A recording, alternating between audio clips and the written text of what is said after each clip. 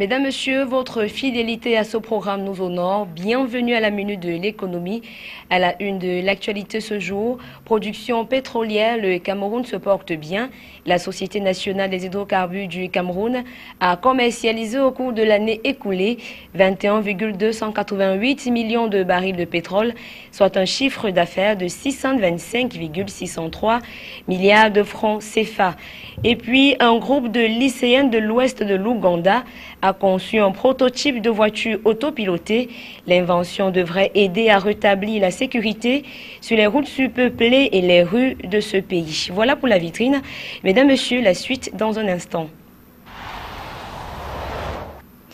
Une fois de plus, bienvenue à tous. À l'entame de ce programme, secteur halieutique, les autorités camerounaises ont annoncé que le pays importe environ 100 milliards de francs CFA de poissons par an, chiffre très élevé pour un pays dont les eaux sont réputées poissonneuses. Malgré ce dernier constat, la production nationale reste très faible. Elle se chiffre à 200 000 tonnes par an, soit la moitié de la demande nationale. État de choses qui explique la constante augmentation de ces importations.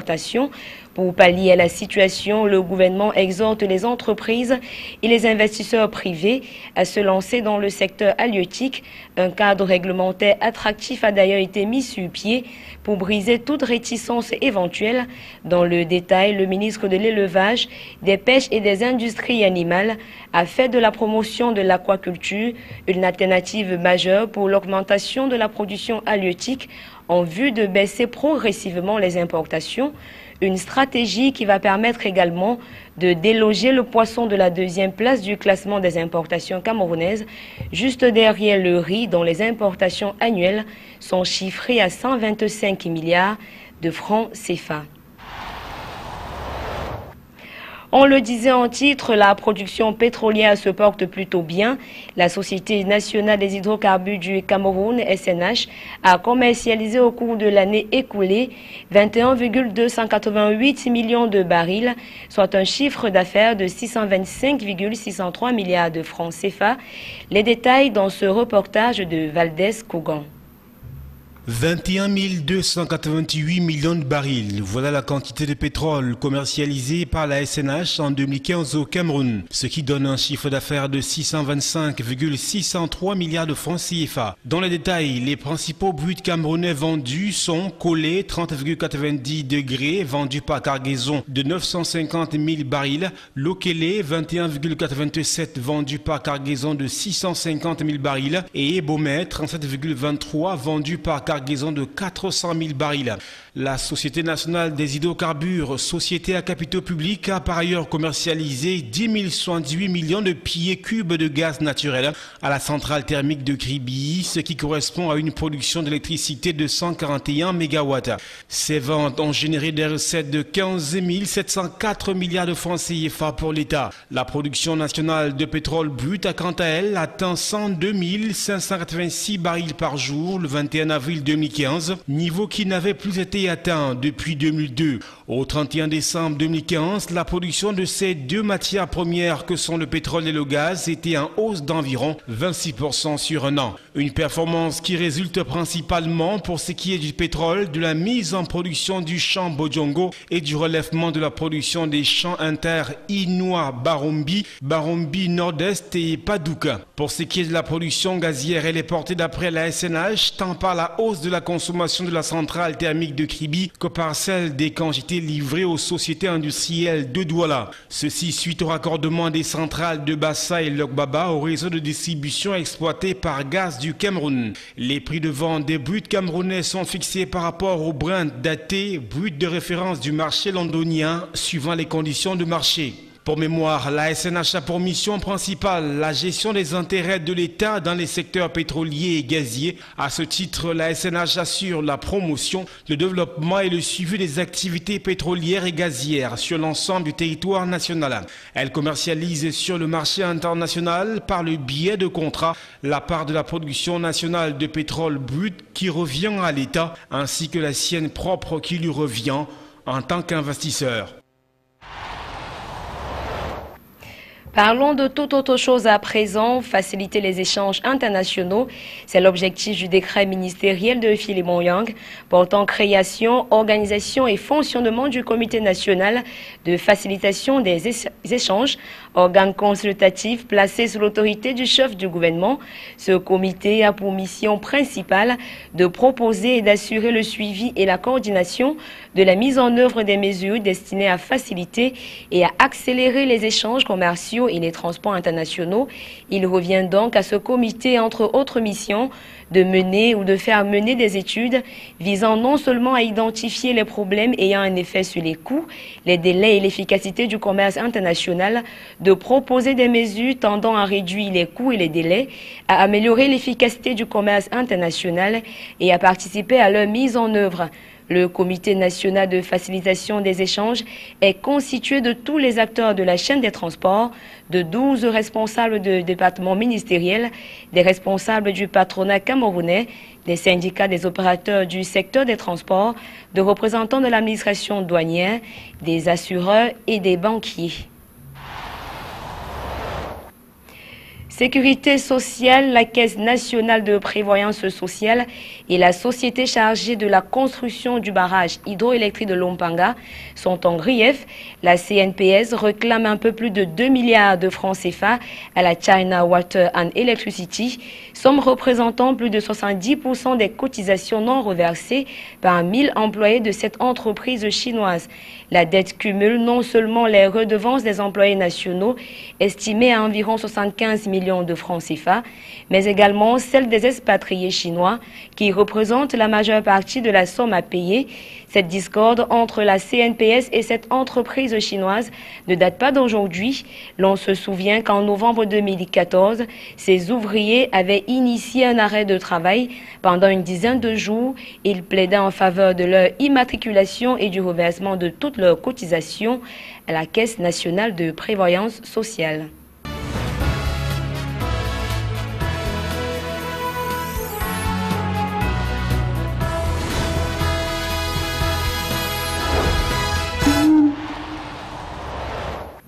L'actualité économique au-delà de nos frontières, en Ouganda, des élèves créent une voiture autopilotée.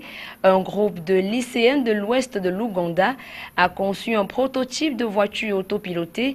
L'invention devrait aider à rétablir la sécurité sur les routes surpeuplées et les rues de ce pays. Le groupe de lycéennes de l'ouest de l'Ouganda a conçu un prototype de voiture autopilotée. L'invention devrait aider à rétablir la sécurité sur les routes surpeuplées et les rues en Ouganda. Il dispose d'une ceinture de sécurité automatique et il fonctionne de la manière suivante.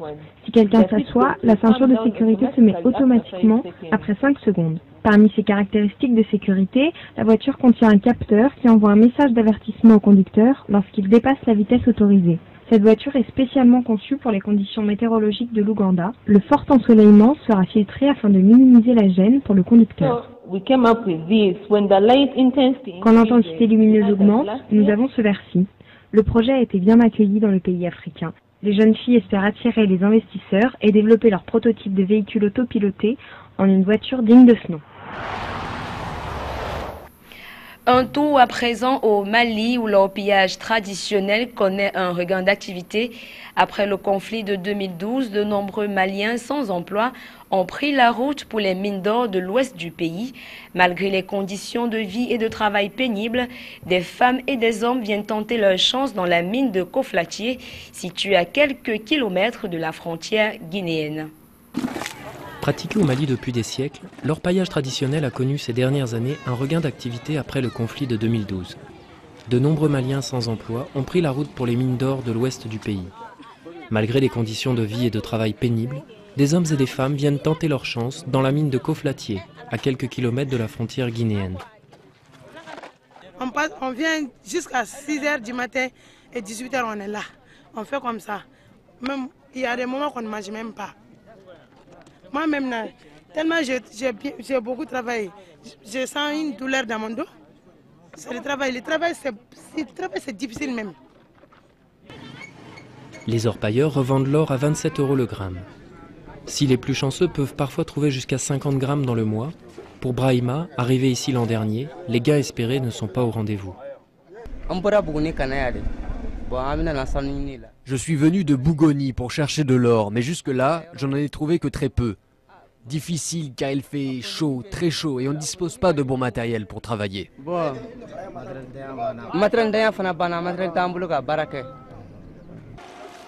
La population des orpailleurs au Mali est aujourd'hui officiellement estimée à plus d'1 million de personnes, sur un total de 14 millions de Maliens. Dans bien des régions, l'or est quasiment la seule ressource. En pleine expansion, le secteur, peu structuré, doit faire face à de nombreux défis sociaux et environnementaux. Parce que vous voyez déjà là, parce que peut-être qu'à peine 2 mètres dans le souterrain, qu'il y a eu des exploitations dans tous les sens. Côté droit, gauche ou bien gauche-droite. Donc il n'y a pas eu de support qui a été un peu mis à l'écart. Donc ils ont tout enlevé sur tout leur passage. À tout moment, un incident peut survenir. Le dernier drame remonte au 13 septembre dernier, où l'effondrement d'une galerie dans une mine voisine a coûté la vie à 16 personnes, portant à 18 le nombre de victimes cette année. La cohabitation entre les sociétés minières et les orpailleurs est également une source de tensions récurrente. C'est ainsi qu'en septembre dernier s'est tenu à Bamako le premier forum national sur l'orpaillage, à l'issue duquel diverses recommandations ont été formulées afin de mieux structurer la filière. À présent, le chiffre du jour, il est de 21,288 millions de barils. C'est la quantité de pétrole vendue par la Société nationale des hydrocarbures du Cameroun pour le compte de l'année 2015. Voilà, mesdames, messieurs, c'est la fin de cette autre édition de la Minute de l'économie. L'essentiel à retenir, production pétrolière, le Cameroun se porte bien. La Société nationale des hydrocarbures du Cameroun a commercialisé au cours de l'année écoulée 21,288 millions de barils de pétrole, soit un chiffre d'affaires de 625,603 milliards de francs CFA.